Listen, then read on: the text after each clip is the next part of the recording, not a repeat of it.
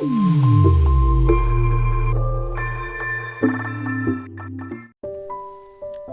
दोस्तों, इस वीडियो में हम देखेंगे कि दो बहुपदों को कैसे हम लोग भाग दे सकते हैं। तो यहाँ पे देखिए, हमको दो स्टेप फॉलो करना है। यहाँ पे आपका जो पहला स्टेप है वो पहला स्टेप है कि आपको भाज्य के प्रथम पद और भाजक के प्रथम पद को आपस में भाग देना है। तो चलिए भाग दे के देखते हैं। ये होगा आपका भाज्य का पहला पद 2x³ और भाजक का पहला पद आपको दिख रहा है x।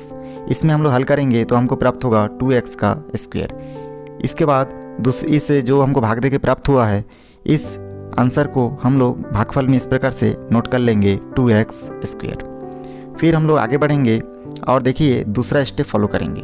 दूसरा स्टेप क्या है कि अभी जो हम लोग पहला स्टेप में भाग दे के प्राप्त हुआ है, उस भागफल को हम लोग भाजक के दो जितना भी पद दिखेगा उन सभी पदों के साथ इस प्रकार गुना के रूप में, मतलब कोष्टक के रूप में बिठा देंगे और उसके बाद गुना करेंगे तो यहाँ पे हमको प्राप्त हो जाएगा 2x³ और यहाँ पे देखिए 2x² को फिर 2 के साथ मल्टीप्लाई करूँगा तो प्राप्त हो जाएगा +4x²। तो फिर गुना करके दूसरा स्टेप में जो प्राप्त होगा उसको हम लोग इस प्रकार नीचे नोट कर लेंगे 2x³ + 4x²। अब देखिए यहाँ पे हमको पहला स्टेप में भाग दे के ऊपर लिखना है और दूसरा स्टेप में हमको गुना करके क्या करना है, हमको नीचे इस प्रकार से लिखना है। तो ये दो स्टेप आपको फॉलो करना है। ये हर बार आपको कोई भी भाग बनाते समय, बहुपदों का कोई भी भाग बनाते समय आपको यही दो स्टेप को बार बार फॉलो करना है।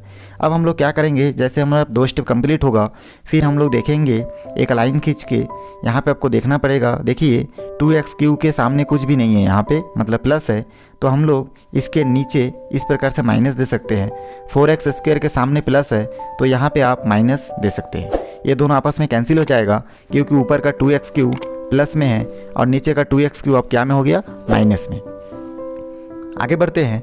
यहाँ पे हम देखेंगे 4x² माइनस में है और x² प्लस में है, तो प्लस और माइनस में माइनस होगा। इसका मतलब 4x² में से एक x² क्या हो जाएगा, माइनस हो जाएगा। तो जैसे ही यहाँ से हम लोग हल करेंगे तो हमको प्राप्त होगा -3x²।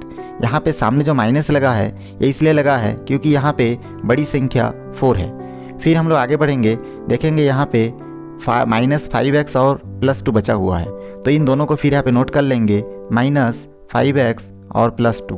तो देखिए दो स्टेप के बाद जोड़ना घटाना है आपको। फिर आगे जाके इन्हीं दो स्टेप को हम लोग फॉलो करेंगे। तो चलिए फिर से देखते हैं कैसे फॉलो करेंगे। और ये स्टेप हम लोग तब तक फॉलो करते रहते हैं जब तक हम लोगों को आखिरी में कोई एक चर राशि या फिर एक अचर राशि प्राप्त ना हो जाए। फिर हम लोग देखेंगे पहला स्टेप में, अभी देखिए हम लोग का जो भाज्य बदल के अब -3x² हो गया है पहला पद। तो हम लोग -3x² को फिर भाग देंगे भाजक के पहला पद x से। जैसे मैं इससे भाग दूंगा तो यहाँ पे देखिए ये -3 है, नीचे कोई संख्या नहीं है तो यहाँ पे -3 आएगा, लेकिन ऊपर x² 2 बार है, x 2 बार है और नीचे x देखिए 1 बार है, तो ये दोनों कट जाएगा।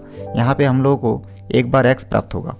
इस प्रकार से हमको कितना प्राप्त हुआ, -3x। इसको हम लोग इस प्रकार से भागफल में नोट कर लेंगे और पहला स्टेप में जो प्राप्त होता है उसी भागफल को फिर हम लोग क्या करते हैं, भाजक के साथ, भाजक के दोनों पदों के साथ गुना करते हैं। तो यहाँ पे गुना कर लेंगे।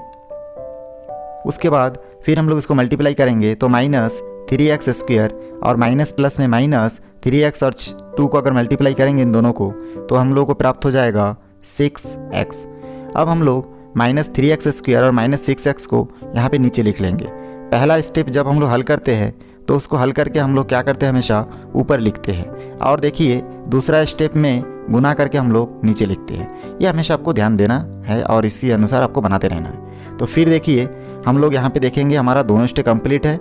हम लोग फिर दोनों स्टेप को कंप्लीट करने के बाद एक लाइन खींचेंगे और देखेंगे 3x² के सामने माइनस है तो यहाँ पे हम लोग प्लस लिखेंगे और यहाँ पे 6x के सामने भी माइनस है तो यहाँ पे प्लस आपको नोट करना है। उसके बाद ये दोनों आपस में माइनस और प्लस में कट गया।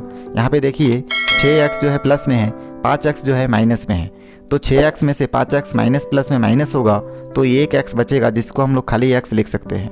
उसके बाद आपको यहाँ पे दिख रहा है साइड में +2 बचा हुआ है, इसको हम लोग नीचे लिख लेंगे तो हम लोग को यहाँ से प्राप्त होगा x + 2। आगे हम लोग ये जो दो स्टेप अभी फॉलो किए इस स्टेप को फिर से फॉलो करेंगे और देखेंगे इस गणित कैसे आसानी से हमारा बन जाएगा।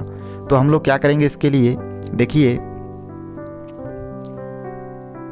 यहाँ पे 2 स्टेप फिर से फॉलो करने के लिए हमको क्या करना है, पहला स्टेप में अब हमारा भाज्य का जो बचा हुआ देखिए लेटेस्ट वाला जो पहला पद है वो है x।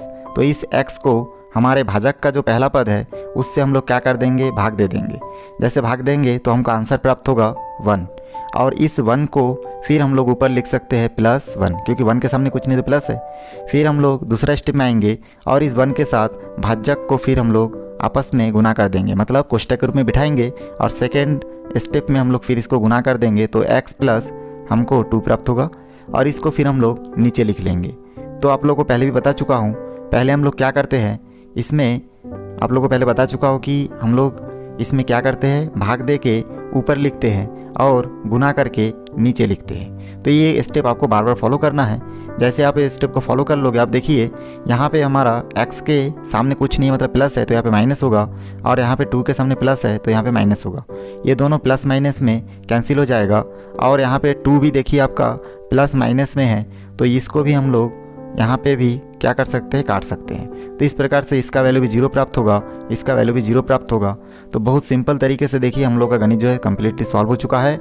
यहाँ पे हम लोगों को भागफल जो है 2x² - 3x और +1 प्राप्त हुआ है, और जो शेषफल है वो हमको देखिए यहाँ पे 0 प्राप्त हुआ है। तो देखिए कितना सिंपल तरीके से हम लोग भाग बना सकते हैं। खाली 2 ही स्टेप आपको फॉलो करना है, भाग दे के भागफल में लिखना है और गुना करके नीचे आपको भाज्य के नीचे लिखना है, फिर जोड़ना घटाना है और उसके बाद हल करना है। उम्मीद है दोस्तों मेरा ये वीडियो आपको अच्छा लगा होगा।